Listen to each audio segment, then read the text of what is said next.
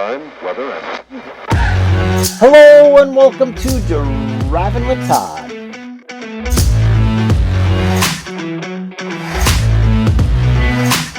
And I'm Todd. Hello, it's Monday and we're going to do a request. This request comes in from two different YouTubers. The first request comes in from my reaction to Tim Buckley doing his song Morning Glory. The YouTuber making the request goes by the name of Leon Matingosh. And Leon writes this: Todd, this song was on the first Blood, Sweat, and Tears album. That version is my favorite. Thanks. Now, this came in on June of 2022. So the other day, in fact, it was August 16th, I received this request from my reaction to This Mortal Coil doing a cover of Morning Glory. And the YouTuber goes by the name of Albert Traub. And Albert writes this: Blood, Sweat, and Tears did a version of Morning Glory on their first album. When I got this, it was like, I know somebody else requested this. Well, like I said, I had to go all the way back to 2022 to find that request.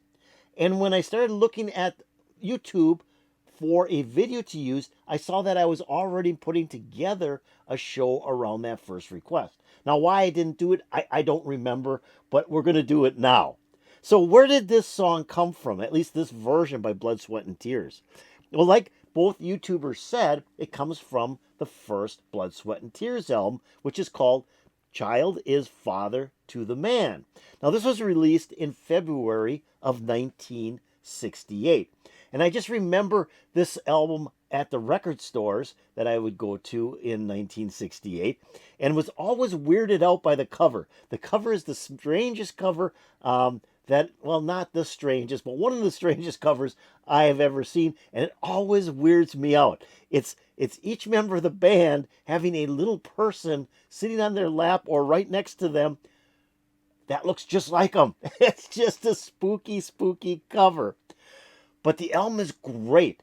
Now, Al Kooper was in a lot of bands, and they were mostly guitar, keyboard, drum, bass type bands, and he wanted to bring in horns. He felt that that would be something unique to do, to bring horns into a rock band. He couldn't get anybody to buy into that. So what he did was he formed his own group, which is Blood, Sweat, and Tears. So it was his brainchild to add horns to a rock band. Now, Al Kooper was basically into the blues, and there's a lot of blues tracks on this first Blood, Sweat, and Tears album. But most of the other group, after he had formed it, wanted to go more into a jazz rock direction, not a blues direction. And eventually, after recording that first album, the band that he put together kicked him out. That's pretty unique. But anyways, this album is a fantastic album. If you've never heard the first Blood, Sweat, and Tears album, it is really a good album. It's just that the cover is so weird. Anyways, that's the way I feel about it. So, Morning Glory is one of the tracks on the album, written by Tim Buckley. They're doing a cover of it, and the lead singer on this song is not Al Kooper. Al Kooper sings most of the tracks on that first Blood, Sweat, and Tears album, but the lead singer for the song Morning Glory is Steve Katz, and he also plays guitar. Now, Al Kooper actually formed Blood, Sweat, and Tears by bringing in an old friend, Jim Fielder, who was a bass player, and Steve Katz, who I just mentioned, was guitar and lead vocals. So here we go with Blood, Sweat, and Tears doing their cover version of Morning Glory with brass.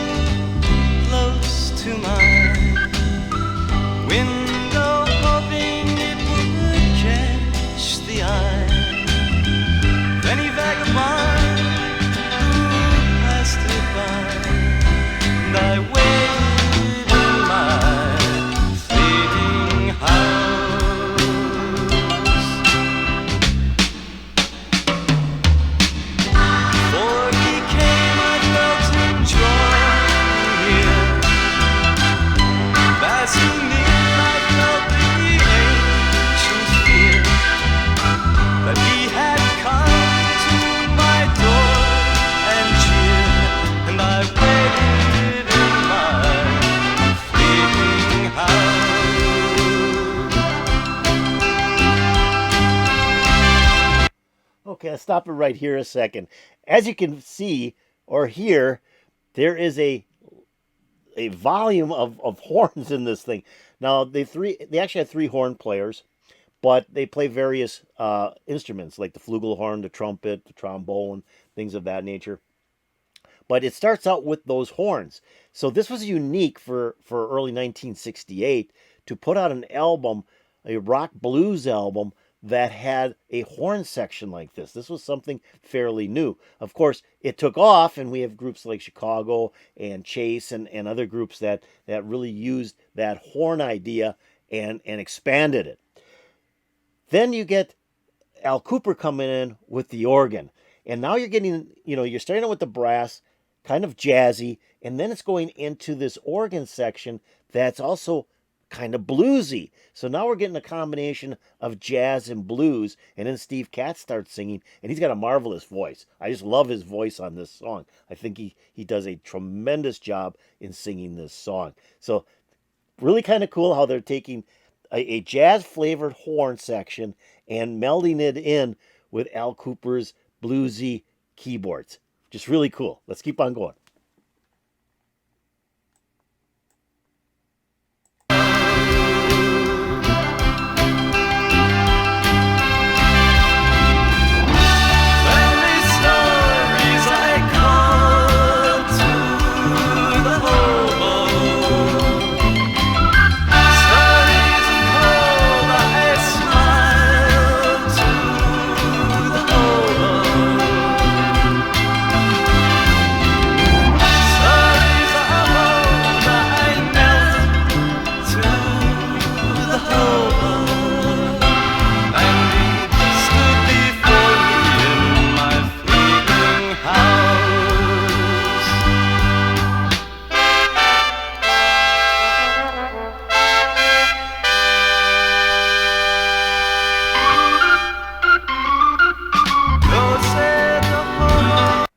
I love that break there. That break is really cool.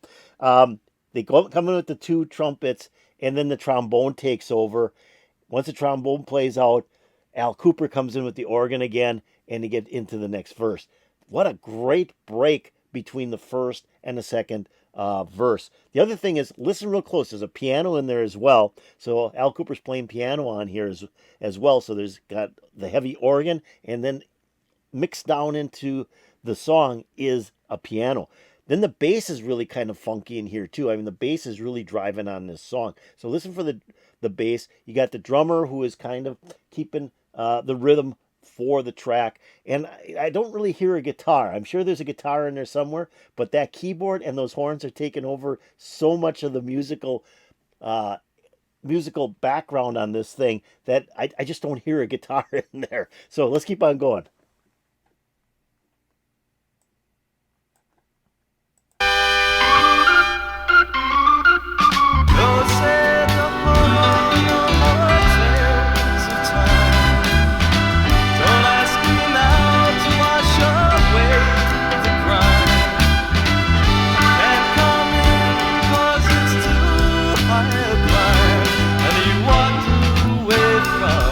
My fleeting house.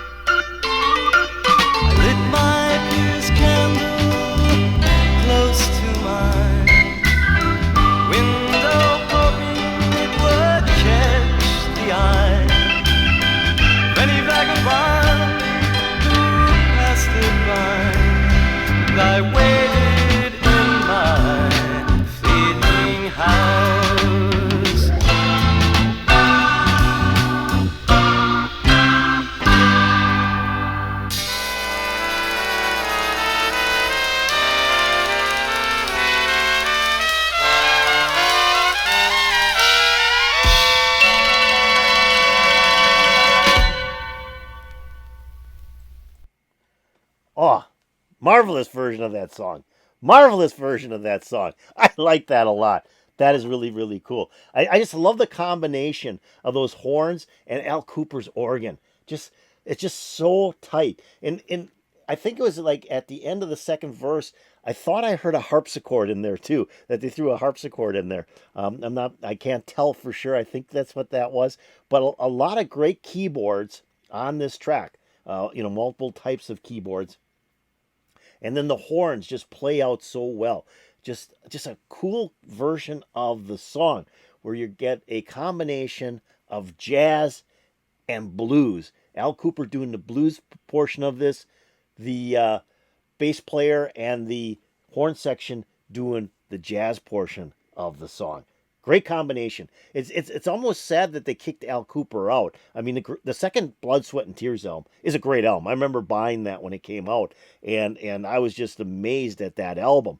But I just wonder where they would have went if they would have kept Al Kooper in the group. How that second Blood, Sweat, and Tears album actually would have came about. But the first album is great. You can see a little bit of the front cover behind the turntable here on this video. Now, I picked this video because most of the videos were just static covers of the album. There was a couple live versions out there from recent concerts. And then I saw this one. This was kind of a unique video as I was going through the different videos that were available for this song. And I saw this stereo setup, and I went, that really looks cool. I'm a big stereo nut. I've got multiple stereos in my listening room here, and that just looks so cool. That amplifier, the whatever that thing is at the top with the lights. I just love lights. When they can do lights like that, I'm sold. The Great Techniques turntable here, that thing it just looks fantastic and sounds fantastic.